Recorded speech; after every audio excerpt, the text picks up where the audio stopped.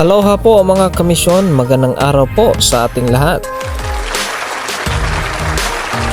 Upang maging produktibo po ang ating araw ngayon dahil medyo maulan po ang panahon, ating babaklasin ang Hydrovac or brake booster, kasama na din po yung assembly ng brake master. At ito po mismo ay para sa ating ministry vehicle na merong 4DR6 engine or makina.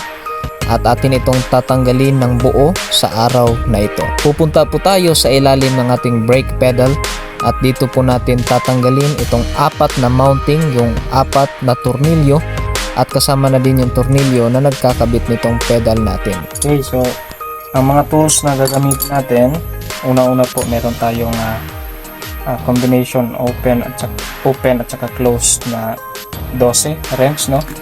Tapos gamit naman tayo ng ratchet, yung ratchet, tapos kung kailanganin natin ng connector, and then ito namang isa para naman mas madali yung ikot natin. So puro 12 po yung kakailanganin natin para sa pagtanggal ng Hydrovac at saka master brake. Ang una natin gagawin, tanggalin muna natin itong dalawang mga copper tube, yung linya sa brake fluid, no? Bago po tayo mag-kumpuni kung ano po yung tatanggalan natin ng mga bagay sa atin pong sasakyan, kailangan naka-disconnect muna yung terminals sa atin pong baterya.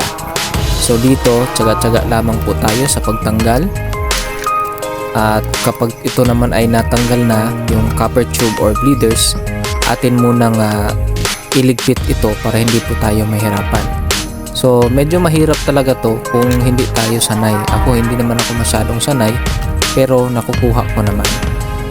So pagkatapos ng dalawang copper tubes or yung bleeders na matanggal natin, tanggalin naman po natin itong vacuum hose. So may clamp lang naman yan, at itong hose, yung hangin na binubuga mula sa alternator, ito po yung nagpapalakas ng ating pong brake. Tapos pupunta naman tayo dito sa ilalim ng brake pedal natin. Makikita natin yung mounting o yung pinagkabitan po ng Hydrovac or brake booster, at dito naman po natin ito uumpisan sa pagtanggal. So tinanggal ko muna yung tornilyo mula mismo sa kanyang push rod para hindi tayo mahirapan, and then inuumpisahan ko na yung pagtanggal ng apat na tornilyo. So kailangan lang nating maghintay, maging matyaga lang po tayo. Dito kasi sa military jeep, medyo madali-dali yung atin pong pagkumpuni or yung atin pong pagtatanggal sa ibang mga bagay. Kasi nga po sa military jeep, wala na tayong tinatanggal ng mga sidings, kung anong mga mattings, kaya mabilis-bilis at madali din. Pero ang mahirap lang din ito, madali tayong masugatan. Ako ilang beses na ako na meron akong mga kinakalikot sa military jeep simula nung nagkaroon ako ng military jeep, ay maraming beses na ako ay nasugatan, lalo na yung kamay ko na hindi din sanay sa mga ganitong klaseng trabaho. At the same time, yung balat ko kasi madali lang talaga ako masugatan simula pa dati. So ito na nga po, natanggal na natin, and then hinihila natin ng kaunti. Pagkatapos naman, tinanggal ko ulit yung tornilyo doon sa loob, and then dahan-dahan po natin itong ilabas. So ibababa ko siya dahil hindi ko naman siyang kayang maitaas dahil mahaba-haba din pala yung push rod sa loob. So binaba ko na lang yung nguso mismo ng master brake, and then dahan-dahan ko siyang hinihila. So ito na nga po, natanggal at nabaklas na natin ang atin pong master brake cylinder na assembly, kasama na mismo yung brake booster or Hydrovac.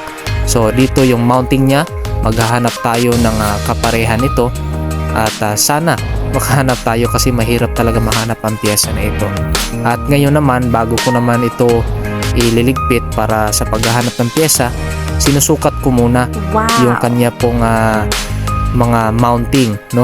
Kasi yung apat na yan, yung mga tornilyohan na yan, kailangan ito po yung maglalapat doon sa atin pong military jeep, at kailangan hindi po niya masasagasaan kung mga wirings, yung clutch master kanina nakikita natin. So kinakailangan magkasya po siya doon. Kaya ito naman ay wala ka nang mabiling original, at may nakita man akong original pero napakamahal, aabutin po siya ng 5,000 plus yung master brake lang. So hindi pa kasama yung Hydrovac. So maghanap po tayo ng surplus, second hand, or di kaya brand new na kapareha po ng kanya po mismong mounting, kahit magiging replacement siya, importante maging malakas po ang preno.